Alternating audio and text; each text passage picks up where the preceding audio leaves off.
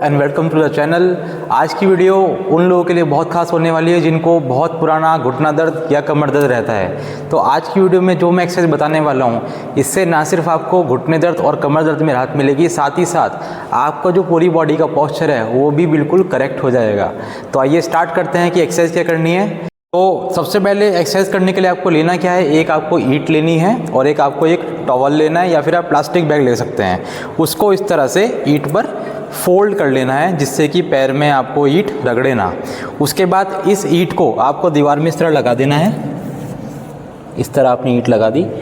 अब मान लेते हैं पेशेंट है, तो पेशेंट को बोलना है आपको दीवार की तरफ खड़े होना है, ईंट के ऊपर पैर रख के और हल्का हल्का पैर रखिए और इस तरह सीधे खड़े रहिए सामने।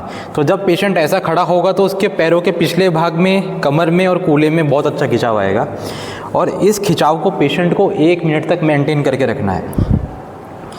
जब पेशेंट 1 मिनट तक इस तरह खड़ा हो जाए उसके बाद पेशेंट को बोलना है कि आप ईंट से उतर जाइए और 2 घूंट पानी पी लीजिए, गिलास से लेके 2 घूंट पीना है आपको। एक और थोड़ा सा पी लीजिए रिलैक्स। अब पेशेंट को हमको बोलना क्या है कि पेशेंट को कम से कम 1 मिनट तक अब चलना है। तो आप इस दिशा में चल के आइए, चलिए आराम से चलिए, इधर फिर से चलिए। लगभग 1 मिनट तक पेशेंट को ईंट से उतर के पानी पी के चलना है। वापस आइए।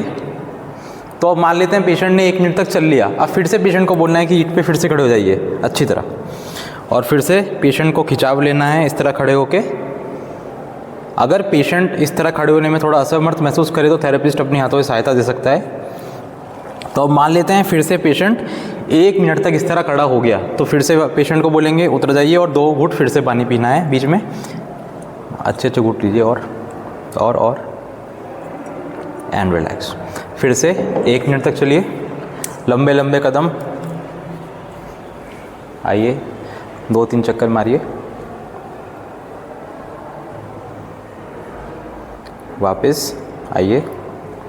तो फिर से मान लेते हैं पेशेंट ने 1 मिनट और चल लिया। फिर से पेशेंट को हम बोलेंगे फिर से ईंट पे खड़े होना है, पूरा पैर रखिए अच्छी तरह और अच्छी तरह खिंचाव महसूस कीजिए। तो इस तरह खड़े होने से हो क्या रहा है, आपकी जो काफ मसल है, आपकी हैमस्ट्रिंग, आपकी बैक मसल और यहाँ तक कि आपकी अपर बैक मसल और नेक मसल सब में अच्छा खासा खिंचाव आ रहा है और एक न्यूट्रल स्पाइन का अलाइनमेंट मेंटेन हो रहा है इस तरह। And relax. तो 1 मिनट फिर से पेशेंट खड़ा हुआ। अब आपको पूरा पानी पी लेना है, ये पूरा पानी पी लीजिए आराम से एंड रिलैक्स। अब आप फिर से 1 मिनट तक चलिए उधर की तरफ, वापस, फिर से वापस आ जाइए।